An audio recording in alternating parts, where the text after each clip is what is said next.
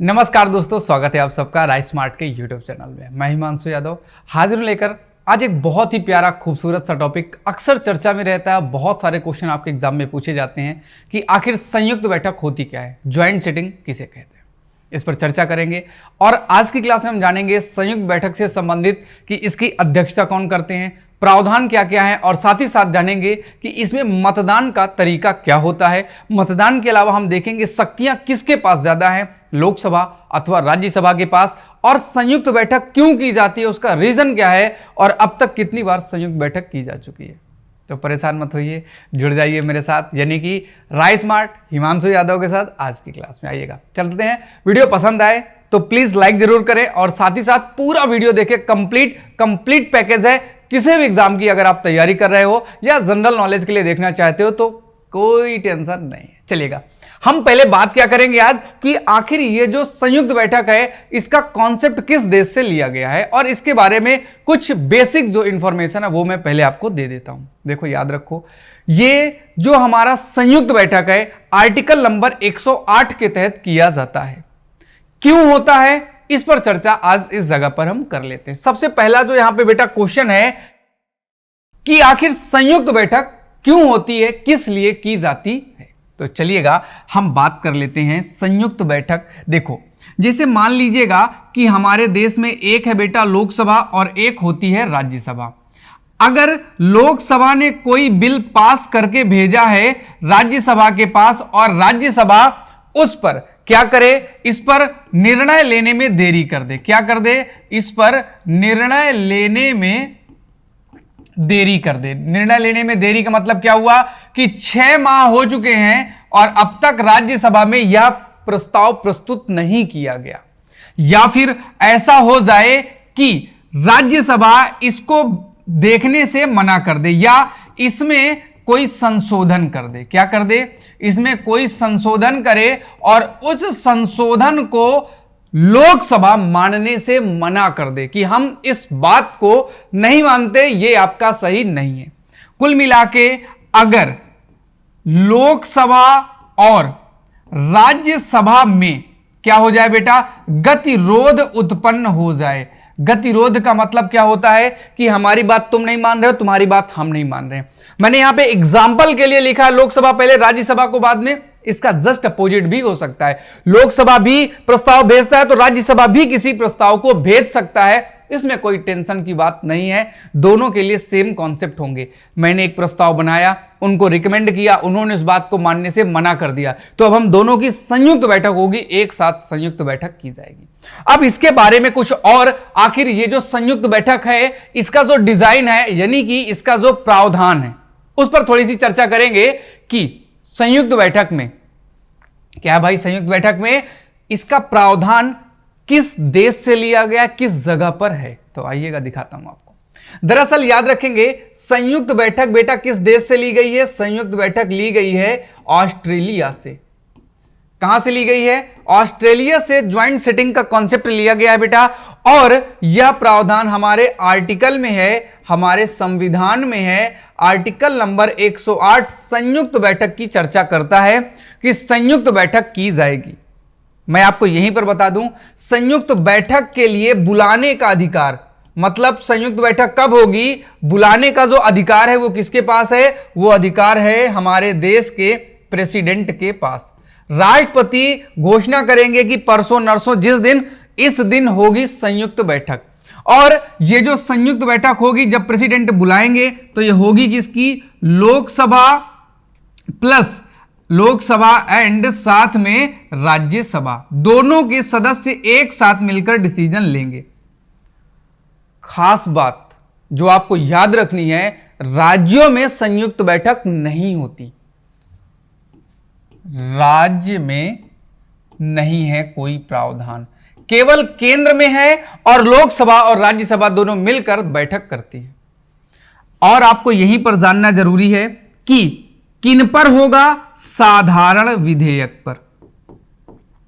किस पर होगा बेटा, साधारण विधेयक पर अगर असहमति है तभी हम संयुक्त बैठक बुला सकते हैं।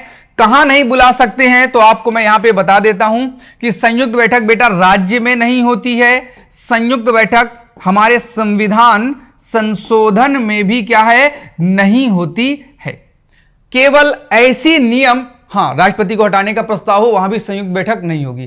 केवल ऐसे नियम जो साधारण विधेयक अर्थात 50% प्लस 1 से पास हो सकते हैं, ऐसे मामले ही लाए जाएंगे जो सिंपल मेजॉरिटी से प्रस्ताव से पास किए जा सकते हैं। बाकी के कोई प्रस्ताव यहां पर नहीं आएंगे। नागरिकता आएगी, नागरिकता पर हम संयुक्त बैठक बुला सकते हैं क्योंकि सिंपल मेजॉरिटी से पास होता है, लेकिन मूल अधिकार के लिए नहीं होगा। दूसरी बात, संविधान संशोधन की मैंने बात की, तो बेटा कॉन्स्टिट्यूशन अमेंडमेंट में भी आपका संयुक्त बैठक नहीं होगा। ठीक है, चलेगा। अब प्रावधान के बाद हम अगली जो हमारा डिस्कस है वो अगला डिस्कस क्या है, प्रावधान एक तो हो गया संयुक्त बैठक का, और प्रावधान के बाद अगला जो है हमारा वो है अध्यक्षता।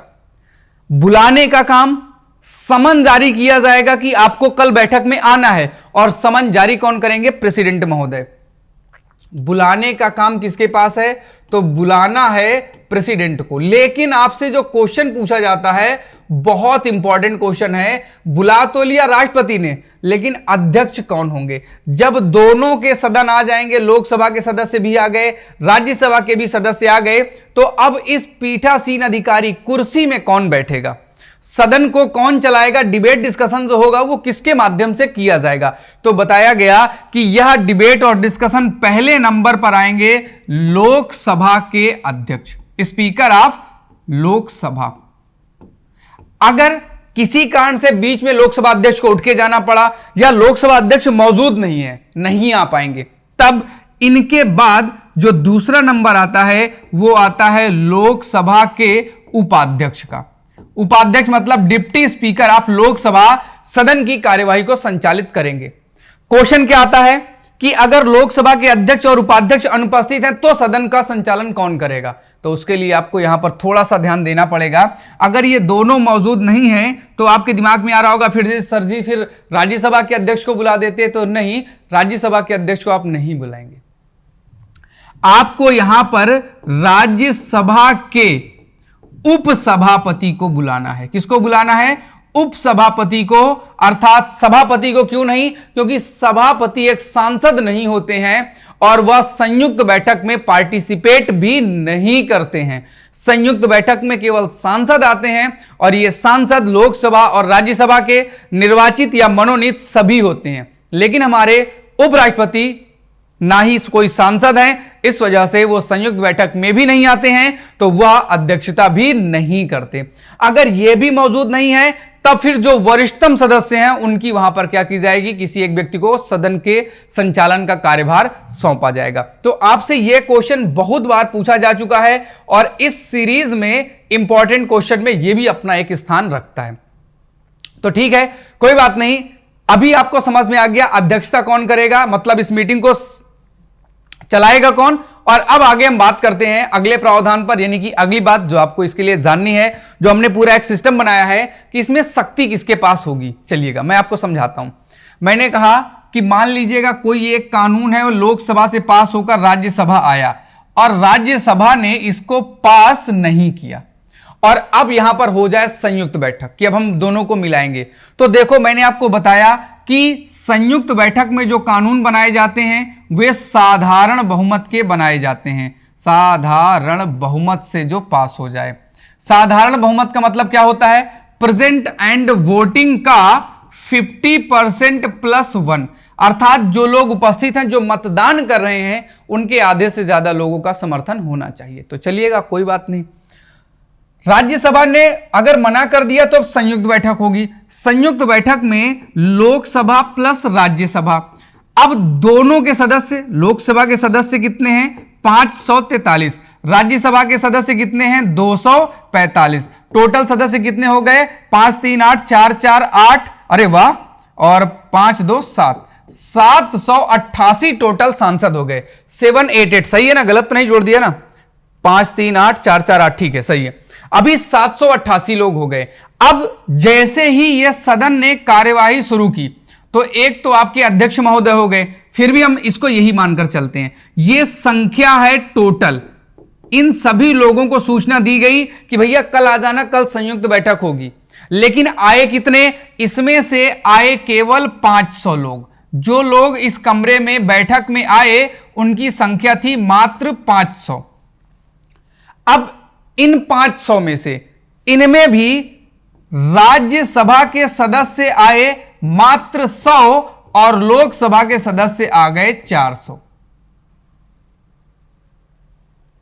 अब आप बताओ, अगर साधारण बहुमत की जरूरत है और ये 500 लोगों ने वोटिंग में हिस्सा लिया, लोकसभा ने तो पहले ही पास कर दिया था, तो लोकसभा वाले तो वैसे भी दम पर ऊपर रहेंगे कि हम पास करके दिखाएंगे, हम करके दिखाएंगे। ये चाहते हुए भी अब इसको रोक नहीं पाएंगे, अब इनके बस का नहीं है, क्योंकि इनकी टोटल संख्या ही उतनी ज्यादा नहीं हो पाती। और हर सदन में कुछ ना कुछ लोग तो होते ही है जो दूसरे पक्ष के होते हैं, और चूंकि लोकसभा ने पास करके भेजा था तो ये वहां चला जाएगा। हां, अगर राज्यसभा ने पास करके लोकसभा के पास भेजा होता तो भी ये मान के चलेगा कि वो निरस्त ही हो जाता, वो आगे सरवाइव नहीं कर पाता, क्योंकि लोकसभा ने मना कर दिया, और जब संयुक्त बैठक होगी तो भी लोकसभा क्या कर देगा, मना कर देगा। तो हम यहां पे ये साफ साफ कहेंगे कि लोकसभा के पास पावर ज्यादा होती है राज्यसभा की अपेक्षा, क्योंकि यहां सिंपल मेजॉरिटी का प्रयोग, और सिंपल मेजॉरिटी में आपके पास संख्या बल लोकसभा के पास ज्यादा है। तो ठीक है, चलेगा। एक तो आपका ये पता चल गया कि पावर किसके पास होती है, और अब पावर के बाद हम अगली बात क्या करेंगे कि हमारी ये जो संयुक्त बैठक है बेटा, ये इसमें मतदान कैसे होता है। मैंने आपको पीछे ही बता दिया है मतदान कैसे होगा। प्रेजेंट वोटिंग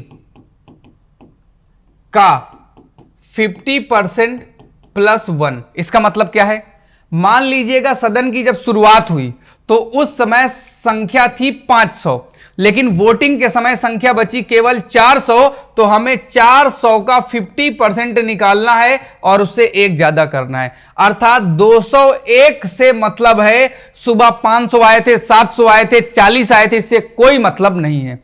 एक बात और याद रखनी है कि मतदान से पहले जब कार्यवाही शुरू होगी, जब सदन की कार्यवाही शुरू होगी तो कोरम पूरा होना चाहिए। क्या होना चाहिए, कोरम पूरा होना चाहिए, गणपूर्ति संख्या पूरी होनी चाहिए। और कोरम है कितना, 1/10, अर्थात टोटल संख्या कितनी है कुल, अगर सांसदों की बात की जाए तो अभी जैसा कि मैंने आपको जोड़कर बताया 788, तो 788 का 10वां भाग कितना हो जाएगा, दशमलव लगा दीजिएगा, 78.8, अर्थात अगर 79 लोग मौजूद हैं तभी संयुक्त बैठक काम करना शुरू करेगी।